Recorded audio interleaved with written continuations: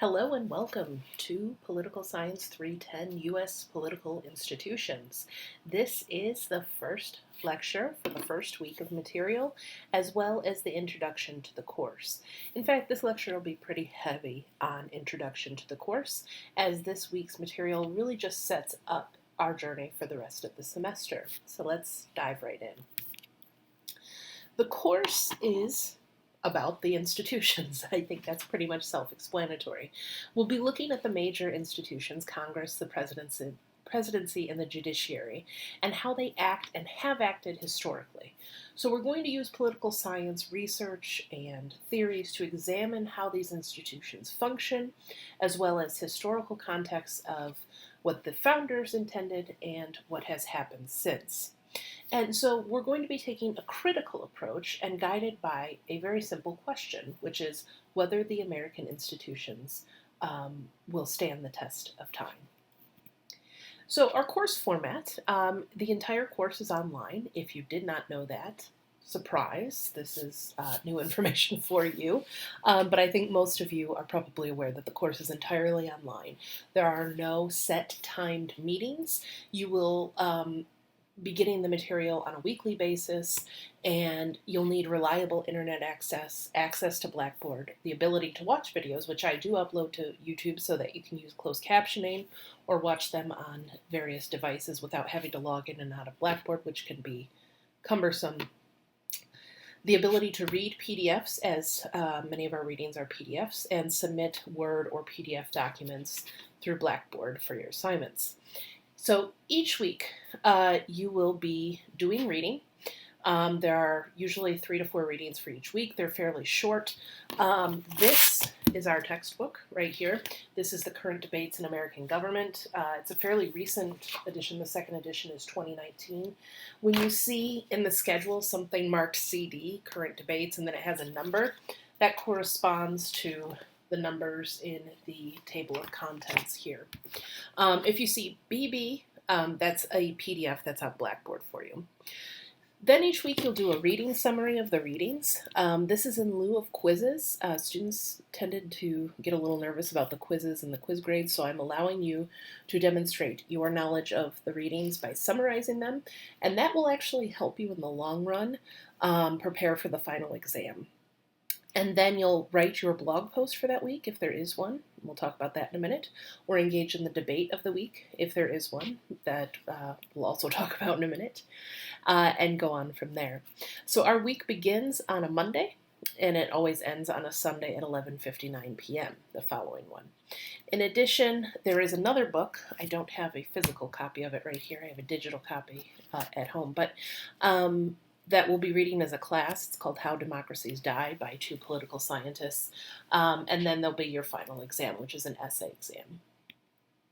So this is a layout of all the assignments and grading. I just wanted to draw your attention to a couple of things. Most of this is fairly self-explanatory, and I think talking about the content will be more important. But the reading summaries, there are 14 available reading summaries for all weeks except for spring break and then the final exam week. However, you're only being graded on 10 of them, not 14, which means you can elect to do one of 2 things or a combination of them. There might be some weeks where you are busy, you're sick, you don't want to do the reading summaries, or you can't get them turned in on time because there are no late turn-ins on these. That's fine. You kind of have 4 freebies. Assume that that's your attendance in this situation. But you can do 11 through 14 as extra credit if you want. So that's kind of up to you. And you can, do a couple as extra credit, choose not to do a couple of others. I'm taking the grade out of 100 either way. There are then the blog posts and the debate participation in the final exam. So one other note, the final debate, usually it's the debates will cover just 1 week. The final one actually covers 2, just because it's a larger question. So cover a little bit of that ground. Each week there will be multiple readings and a video lecture. This week the video lecture is largely based on the syllabus, although I will at the end talk a little bit more about content. Usually every week there'll be about a 20-minute lecture video that focuses the content and kind of gives you some added context for all of it. Then you will do the readings. You should probably do them before, but that's kind of up to you to see how you want to do that. That focus your attention to one or more aspects of that topic. So you'll do the readings, you'll write the summary. It's a one-page summary, and you see the questions laid out here. They're also in the syllabus for what I am looking for in your summary. You can do this one of two ways. You can kind of lay out reading A, reading B, reading A, summarize it, reading B, summarize it. Or you can do it as a full narrative and say, these were the readings for this week, here's the ground they covered, here's what they contributed, here's how they related to each other. I prefer the second one. That shows me kind of a higher level of thought, and I think it'll actually help you in the end. But either is acceptable. And so that brings us to our semester-long project, the blog and debate project. I've used a version of a blog in this class for some time now, and I think that this helps do a couple of things. One is focus your attention not just on the institutions, but on current events, and also gives us a way to communicate with one another and build community. So each student will be required to keep a blog using Blogger. There are detailed instructions about how to do this in the assignment sheet that will be up on Blackboard, and a couple of helpful links for you. I am using Blogger and not Blackboard itself because Blackboard, the blogging feature is just not great. I've tried it before, and it's actually been very cumbersome. So Blogger actually allows us to do this a little bit easier. It's also connected with your Google Drive here at the university, so you can sign in using that. You don't need to develop a new sign-in or anything like that. There are 8 total blogs. One introduction blog, which is this week's blog project, which is one of probably the easier ones to do. 3 current events blogs where you will actually go out, find a current event, and relate it back to our course. So it has to deal with one of the institutions, or maybe the interplay between institutions. And then 4 debate topic blogs. So every time we have a debate, except for the last one, because that'll kind of lead into the final exam, there's then a blog that follows where you state your opinion on that issue. So the idea is that the debate should lead to a clearer, crystallized issue stance for you in that topic blog.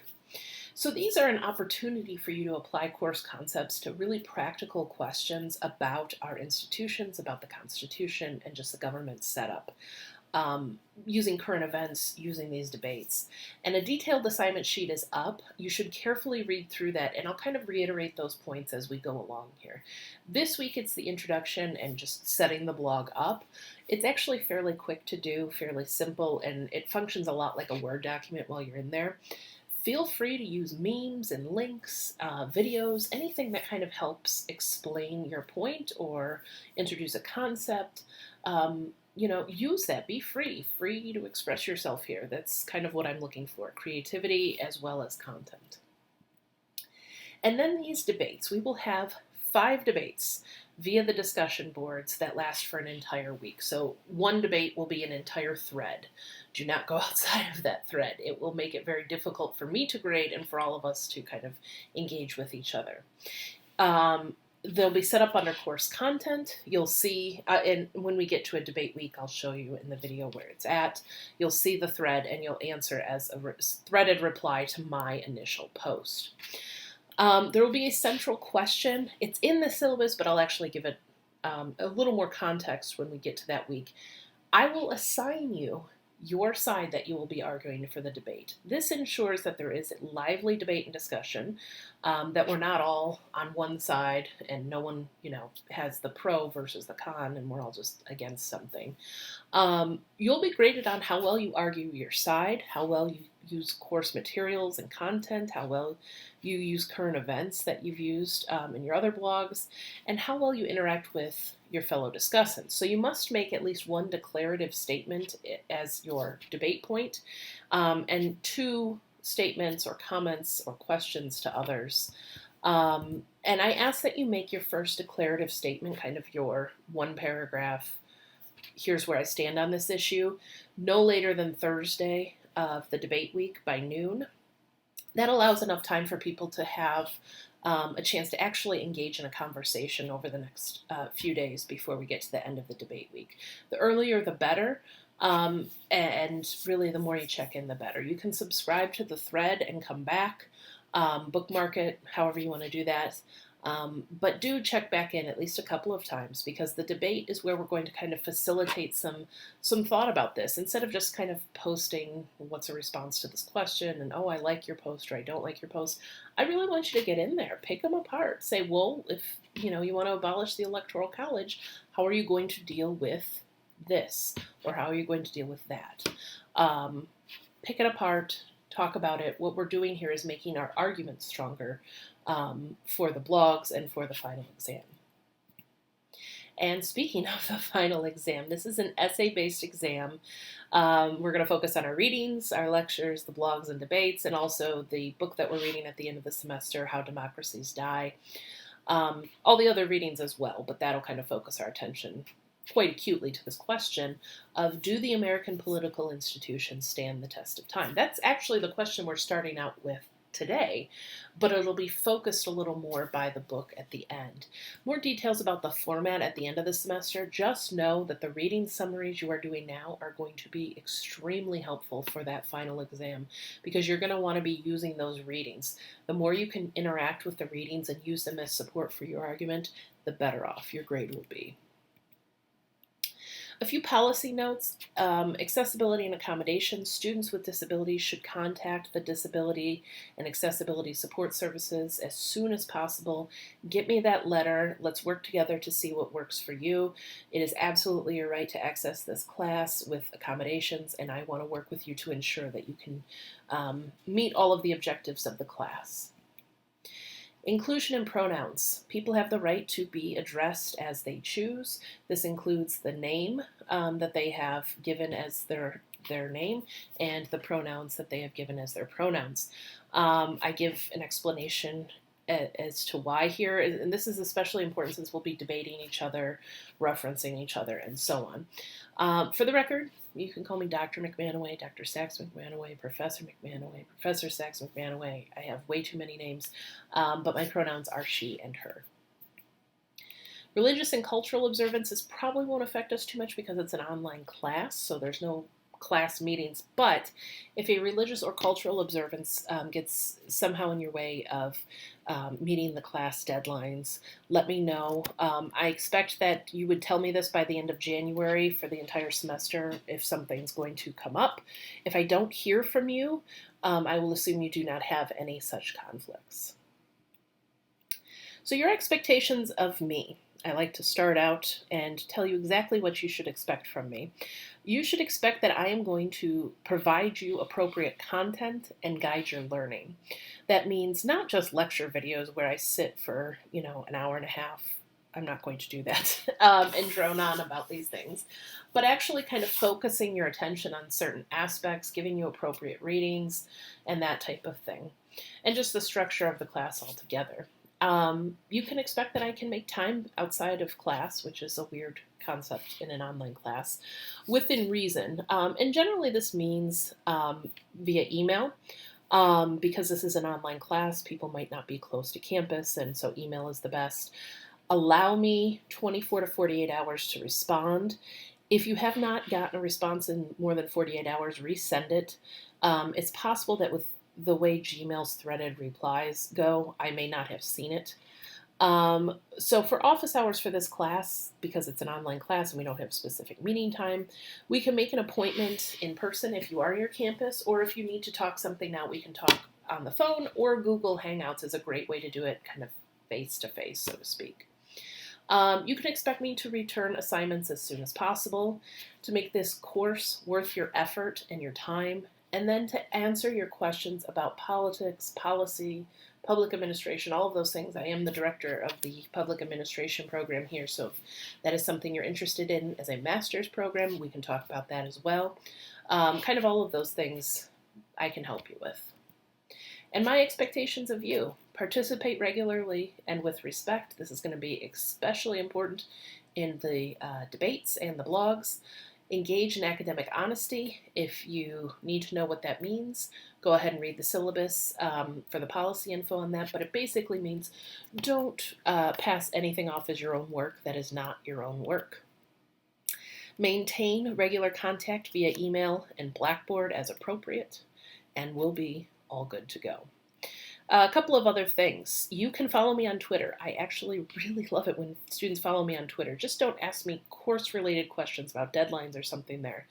But I end up talking to students a lot of times on Twitter and sharing news stories or current events or just talking about current events in a different format. And in particular, this class, because we're going to have a lot to talk about, whether it's impeachment, whether it's war powers, whether it's the judiciary's role in constraining one of the other branches. We are going to have a lot to talk about, probably on a daily, if not hourly basis. So I can't guarantee I'm on there on an hourly basis, but you can follow me there. You know, we can shoot each other some course links. You can even say, hey, I'm thinking about using this for the current events. Is this cool? Absolutely. Let's talk about it on Twitter. Not a problem. On the syllabus, the number I've given you is my Google Voice number as opposed to my office number. The reason why I do this is a couple of things. One is that I can see it directly on my phone, makes it really easy. You can also text me. Make sure when you text me, though, that you tell me who this is, because I don't know your numbers, and what class this is about. I might not automatically recognize that, or I might have you in multiple classes. So you can use that text function using that Google Voice number. Feel free. If you call me and leave a message, it's possible I may return your phone call as a text or an email just because by the time I get it, it might be too late to call, or it just might be quicker that way. So just be aware of that. So it's fair to want to know a little bit about who is teaching you. And so we'll do that here. Some of you I already know, so it'll be nice to have you virtually in a class, and some of you I have not met yet. So if you're on campus, come swing by, and let's just chat. But I have been teaching at the U of M Flint since fall of 2013, so I'm in my sixth academic year? Seventh academic? I've been here for a little while now. I have a bachelor's in political science and French, that I don't use the French part of that much anymore. I have a law degree and I have a PhD. I study political behavior, especially in response to public policy proposals, but also behavior in terms of teaching and learning of students and civic engagement broadly. I have 2 kids, twins, and a dog and a husband who don't have to course prep for winter, so got to spend a little more time on break than I did. Outside of teaching, I love good television shows. Many of you are too young for Seinfeld or The Golden Girls, although I would argue no one's too young for Seinfeld or The Golden Girls. I enjoy reading, movies, solid skincare routines. Ursula the Sea Witch is kind of one of my favorites. In fact, as you can see, I keep toys around. I got a new one today. Look, she's like a youth baby version. It was on clearance at the Disney store. When you have kids, you can make excuses to buy yourself toys. Also Wonder Woman. If you're in my office, you'll see a lot of Wonder Woman paraphernalia. Tim Hortons coffee, but Starbucks iced tea. In fact, right here, it's finished. Bargain shopping. And traveling. In fact, that's a picture of me in London this past summer. I went for a conference in Brighton and then spent some time in London, and I'm at a fancy afternoon tea there at the Kensington Hotel. So look at me. So let's move on to kind of focusing our attention for this week a little bit. And the question that I want you to think about is there a crisis? Because the Iglesias reading, when you read that, and I think it's actually a fun read, although depressing, is the focusing question here, is kind of the motivating factor. And he talks about the ways in which other countries that have used our form of government have kind of faltered, and the ways in which our system of government seems to be cracking. So Iglesias says that the government is not sustainable. It will not last. And I want you to think about the examples he uses while doing this, because they're very important. One, he uses kind of these domestic examples of things that have happened here, and especially in recent history.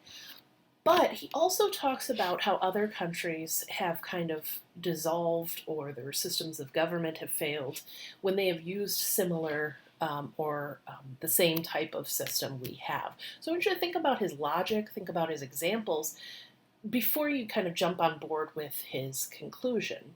The same goes for Edwards, who you can almost think about as defending the Constitution and the institutions as Iglesias is trying to skewer them, because he says that there is always kind of a safety valve on all of this, which is the will of the people through elections. And so as long as there is that safety valve, Edwards argues that there can be some friction, there can be some breakage, there can be some institutional fissures, but that we can kind of bring it back to the norms through voting.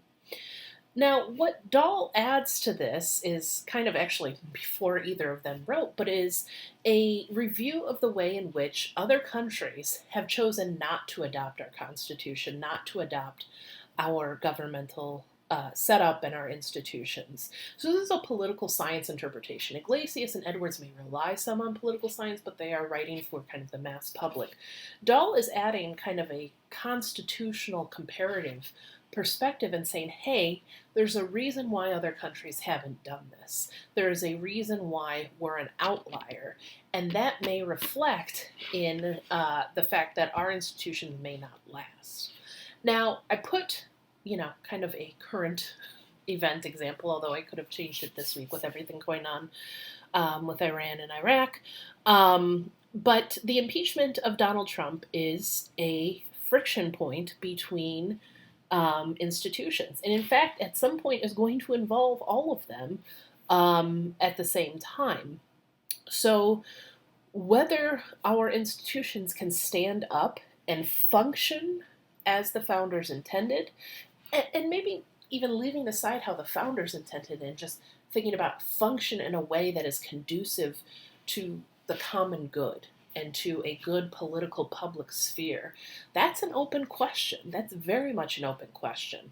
So if we use that as a focusing event and think about Iglesias and Edwards and Dahl and what they're adding to this discussion, and what they would say about this discussion, and of course Iglesias, and I believe Edwards is still around, but Iglesias is certainly around. You could read what they were saying now, but think about, given their arguments, how they would view this friction point and kind of the historical context. So, focusing next steps. I told you I'll get the Golden Girls on you somehow. If you haven't already, read the materials for this week. I think they're a fairly easy read, and you'll enjoy them, if not be depressed by them. Maybe both. Review the syllabus and schedule very carefully. This will kind of help you focus on the syllabus, but the schedule I think will be very important. Because it is an online class, staying on top of things is extremely important. You don't see me on a regular basis for me to say, hey, remember this, remember that. So staying on top of it is very important. Write and submit your reading summary for this week, and then start your blog and make your introductory post. You can view my blog with prompts and post examples right here. I'm actually going to click on it now, but my introduction post is not up yet. You just saw where I pulled the Dorothy from. And I gotta fix this GIF. It is not working, but it's a Picard, a classic Picard GIF. I just put a test post up, but it'll look somewhat like this. And then I'll also, once I have all of your blogs, because you will have to email me your URL, and you should do that this week. I'll put that in the reminder email. Once you do that, I will put a blog roll list for everybody. You can visit each other's blogs, make comments, etc. from there. All right, that is all for this week. We are off and running, and I will talk to you soon.